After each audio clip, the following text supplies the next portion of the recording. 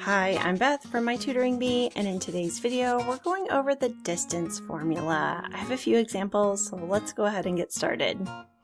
All right, we have our distance formula labeled up here, and we are being asked to find the distance between these 2 points. So I'm going to go ahead and label these points. This is going to be point 1, meaning that this is my x1 and y1. So this is just the x part of the first point and the y part of the first point. That's what those ones stand for. And then this is going to be point 2, and so that means this is going to be my x2 and y2. So again, just the x from my second point and the y from my second point. And let's go ahead and substitute all of those into the distance formula. So the distance equals the square root of x2 minus x1 squared plus y2 minus y1 squared. Now it's really important that we do not mix up the x's and y's here in this formula, meaning that whatever we choose as our point 1, that is the x that we use here, and that is the y that we use here. And then similarly from point 2, that's the x that we use here and the y that we use here. Let's go ahead and substitute those numbers in. So our x2 is 3 minus x1, which is -5. Now I could write it like this, minus -5. However, I like to go ahead and simplify this right here and just make it a plus 5. Subtracting a negative is the same as adding that number. And then our y2 is -6 minus our y1 is 0. And then we're going to square that. All right, we are going to follow order of operations for this. So we're going to do parentheses first. So 3 plus 5 is 8. So we've got 8 squared plus -6 minus 0 is -6. So we've got -6 squared, and we are going to be finding the square root of that. All right, and then we're going to do our exponents next. So 8 squared is 64 plus -6 squared is positive 36. This is an area where I see a lot of mistakes happening. Students will want to make this a -36. However, remember that a negative times a negative results in a positive. So it is -6 times -6. So those negatives are going to cancel out.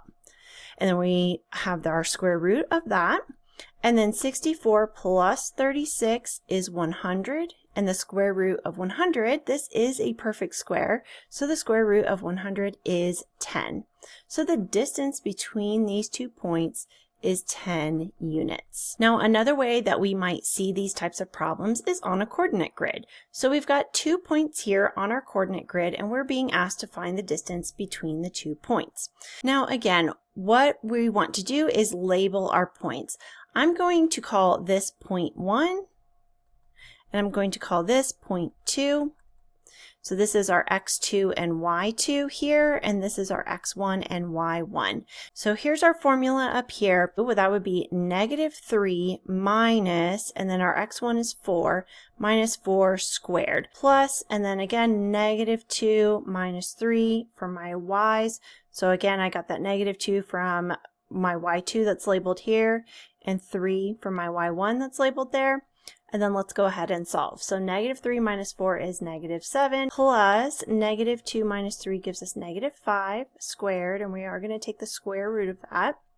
So -7 squared does give us 49, plus -5 squared does give us 25, positive 25. And then 49 plus 25 would give us 74.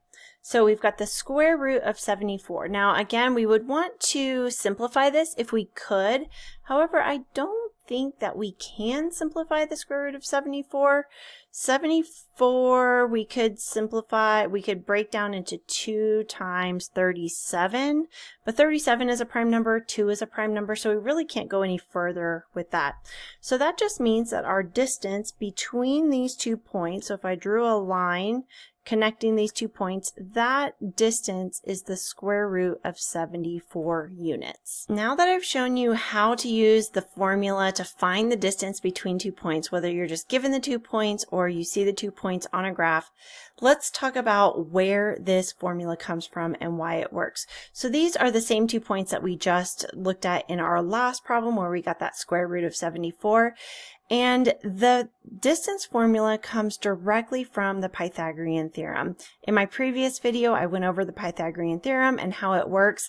And so I wanted to show a little bit of why this distance formula works and how it's related to Pythagorean theorem. Let's talk about the x2 minus x1 portion of our distance formula. If we were to create a right triangle that connects these 2 points, I'm going to try my best to get this on here without, I don't have my grid marks on this graph. Remember, this is the distance that we found already, which was the square root of 74. Now we have a right triangle.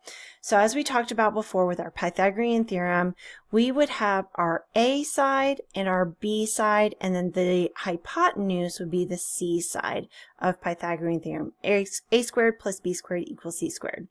So let's take a look at those x's. The distance between -3 and +4 is 7. So one way that we can find that distance is by subtracting these two numbers. So -3 minus 4, it gives us -7, but that is the beauty of the distance formula. When we square, as we showed, if we get a -7 or a +7, when we square it, we're still going to get 49. So we still are going to get whatever that square is. This is a terrible square, but we're still going to get that square of that distance between the two x values. So 7 squared gives us 49. So then -7 squared also gives us 49. So it does work either way, whether we have a negative or a positive number.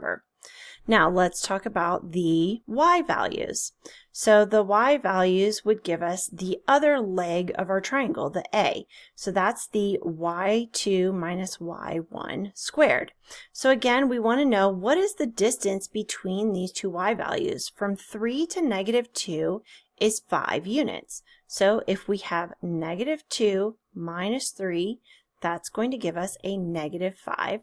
And then again, when we square it, it's going to cancel out that negative. So we have a square in an area along the side here of 25. So 5 squared equals 25. Now with Pythagorean theorem, we talked about how the squares of the two shorter sides, the two legs of the triangle added together, would equal the square of the hypotenuse. So if we were to square the square root of 74, so square root of 74 squared, this might seem maybe a little counterintuitive, but these two are actually inverses of each other.